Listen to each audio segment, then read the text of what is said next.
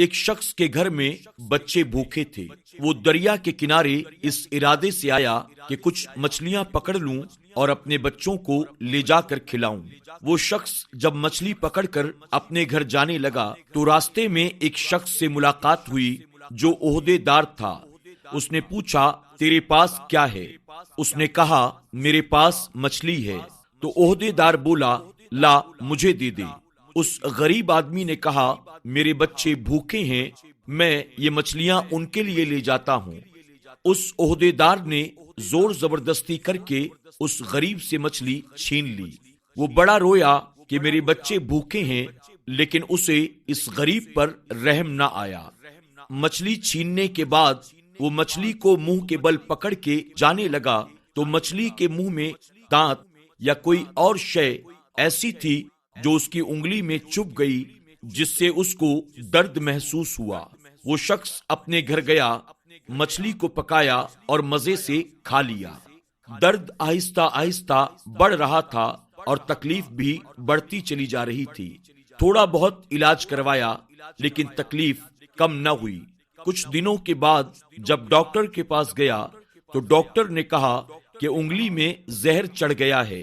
اگر آپ اپنا یہ پنجہ اور باقی انگلیاں بچانا چاہتے ہیں تو اس انگلی کو کاٹنا پڑے گا۔ یہ سن کر وہ شخص پریشان ہو گیا، لیکن مرتا کیا نہ کرتا۔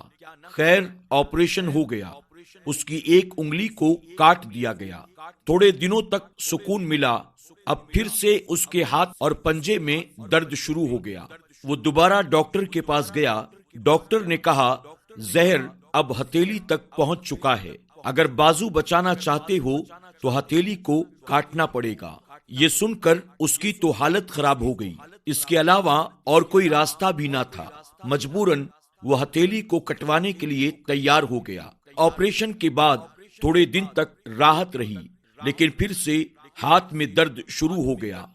ڈاکٹر نے جانچ کرنے کے بعد کہا، جناب، زہر آپ کے بازو تک پہنچ چکا ہے، اگر آپ اپنا سارا وجود بچانا چاہتے ہو تو ہمیں آپ کے بازو کو بھی کاٹنا پڑے گا۔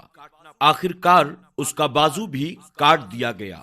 وہ شخص پریشان تھا کہ آخر یہ کون سی مصیبت ہے جو میرے پیچھے پڑی ہے۔ کسی نے اس سے کہا، تو یاد کر، تو نے کوئی ایسا کام تو نہیں کیا جس کی وجہ سے تجھے یہ تکلیف مسلسل ہو رہی ہے۔ جب اس نے غور کیا تو اسے احساس ہوا کہ اس نے ایک غریب آدمی سے ظلماً اس مچھلی کو چھینا تھا، اور اسی دن سے اسے یہ تکلیف شروع ہو گئی۔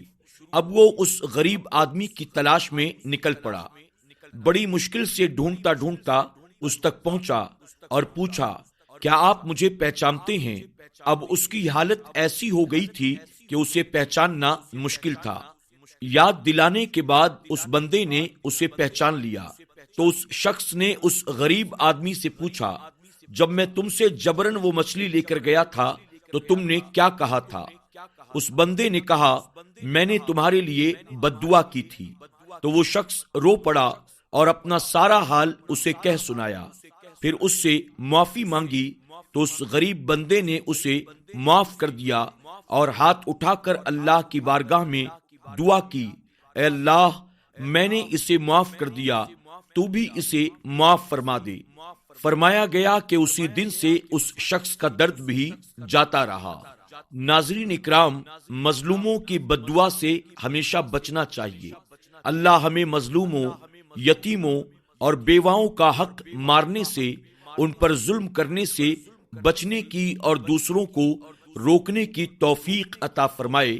آمین یا رب العالمین۔